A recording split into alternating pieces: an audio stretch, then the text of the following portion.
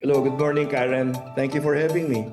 All right. So, is Speaker Martin Romualdez resigning or is he taking a leave of absence? Last week, one of the party leaders suggested that, Speaker, it's hard for us if you leave now because it's going to be just so much disorganization in the house already. So why don't you consider going on leave? No, in the house rules, a leave is allowed for the speaker. And during his absence, the deputy speakers elect among themselves someone who will take over the functions of the speaker. No, so it was it was there for a while. Last weekend, Saturday, if I'm not mistaken, evening, he texted me and he says, "I think it's time for me to go." He says, "Thank you for your support." This last Saturday. I didn't see it until the following morning because apparently it's very late at night when he texted that. He must have been unable to sleep. So I discussed this with him the following morning, and I told him, it may not be the best time. I think that we don't do these things when things are in total confusion, which is partly the situation now. So he said, "Well, okay, let me think about it a little bit more."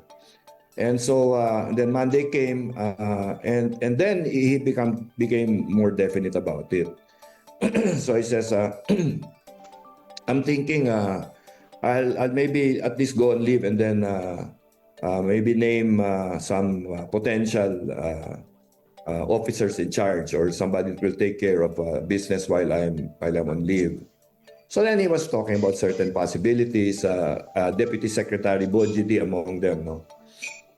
And then yesterday morning, he calls me up again and he says, "I'm going to see the president this afternoon at 3 p.m. He says, "I think we're going to be discussing, my going on leave or leaving the house." He says, and, "I think we need to settle this already." He says. I said, "Well, again," I said, "our belief, our opinion among the House party leaders is, don't resign, just go and leave, no? And then think about it, and you can resign after if you think that that's the correct decision." So he goes to Malacanang and then he calls for us to assemble at his office, the party leaders, at 4:30, and he arrives a few minutes after that.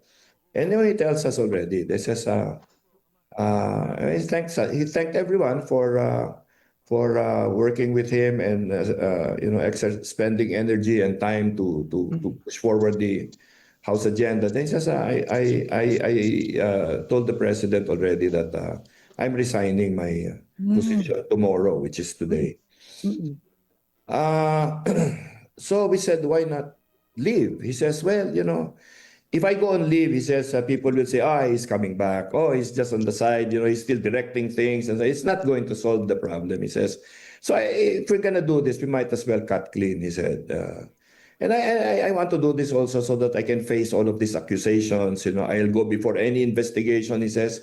I can defend myself. I'm not hiding anything. I'm not afraid of any inquiries," he says. So let's just do that," he said. "And then I'll continue to be congressman. I'll serve the district, but I will leave all of these suspicions to all of you people." And he says, "Of course, I will help whenever you need me to, but it's time to turn the page," he says. "And then I'm asking all of you to support the nominee that I have discussed already with our majority leader." He says it's Deputy Speaker Bojidi.